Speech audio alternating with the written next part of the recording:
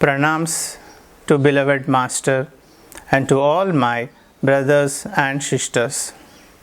Now we are going to study about religion and spirituality in the light of Sahaj Marg.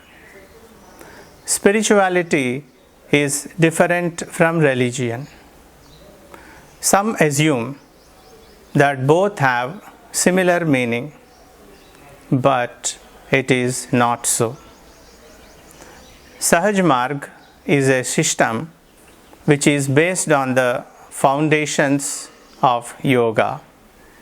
It was made perfect by the Master. Master had cast new light on the fundamental concepts of religion, philosophy, spirituality, yoga, and on the whole spectrum of terminology. Master had also established a correct practice towards attaining the right goal of human life. Religious feelings are a part of man's psyche from the earliest times of the man's appearance on this planet.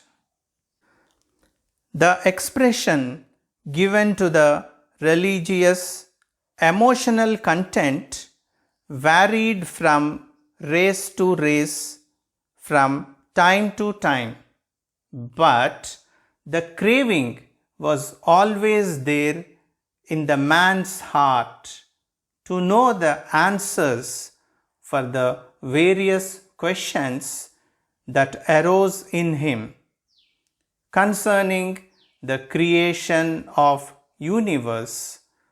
Why is it created, and what is the place of man in this creation? The craving to know the answers was always there. A study of the history of ancient and modern religions combined with a parallel study of anthropology reveals that religious sentiment was almost simultaneous with man's own appearance. In the beginning, religious sentiments were expressed in terms of fear. It was fear that led them to the worship of animals, plants, trees, and the various phenomena in nature like fire. The worship of ancestors was also a part of their life. Later, religious sentiment turned its attention to more sophisticated forms in terms of human forms, with higher powers, with extra arms, extra heads, etc. The mode of expression of emotional religious sentiment was same. The craving was the same. All that has changed is the object which was worshipped. Yet later in history of humanity, there arose even more purified religions, where we find the beginning of ethical codes, and laws were given to people often by religious leader, the revealer of truth. Religions have held out to their devotees the temptation of redemption and a place in heaven. the fear also came in too handy. The fear of punishment for non-performance of the religious rituals. We find all religions have heavily relied on two important instruments for regulating and controlling the behavior of the flock under their control. These two instruments have been fear and temptation. There is widespread discontent among all the sections of humanity.